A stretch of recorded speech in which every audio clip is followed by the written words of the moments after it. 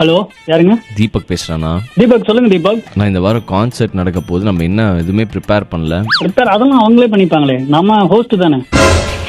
Anuradha Sriram மேமோட concert வந்து ஈரோட்ல நடக்குது வர சனிக்கிழமை. ஈரோட்ல வேலூர்ல வெள்ளாளர் கேம்பஸ்ல நடக்குது. நானும் ஆர்ஜே கவின் அவர்களும் தான் இந்த ஈவெண்ட்டை ஹோஸ்ட் பண்றோம். நம்ம ரெண்டு பேரும் எப்படி ஹோஸ்ட் பண்ணுவோம் அப்படிங்கிற சாம்பிள் வந்து இப்போ நாங்க காட்டுறோம். வணக்கம் ஈரோடு மக்களே. வணக்கம் ஈரோடு மக்களே, எப்படி இருக்கீங்க? சொல்லுங்க, எப்படி இருக்கீங்க? என்னென்ன நான் என்னமோ பாதிரியர் மாதிரி நீங்க டிரான்ஸ்லேட் பண்றதுக்கு பகலகிற ஒரு மாதிரி.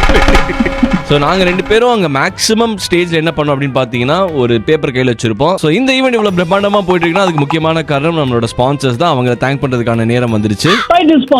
கூட்டத்தில் வந்தவங்க யாரோ அவங்களோட ஜூபிட்டர் சாவியை தொலைச்சிட்டீங்க. ஸோ உங்களோட உடைமைகளை நீங்கள் பார்த்துக்க வேண்டியது உங்களோட கடமை. திருச்செங்கோடியிலிருந்து வந்திருக்கும் இந்த ஒரு குழந்தை அவங்க அம்மா அப்பா இல்லாமல் தவித்துக் கொண்டிருக்கிறது. அவங்களோட பேரண்ட்ஸ் எங்க இருந்தாலும் வந்து இந்த குழந்தை அழகிறதுக்கு முன்னாடி கூட்டிட்டு போயிடுங்க.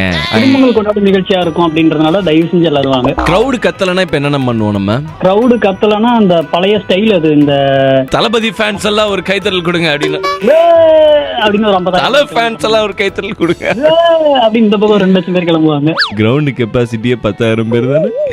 அடிச்சு விடாத உன் பாட்டு சீக்கிரத்தை வெளியே சொல்லாதடா. அங்க பல பாடல்கள் அவங்க பாடுவாங்க. இன்று முதல் இரவு நம் இளமைக்கு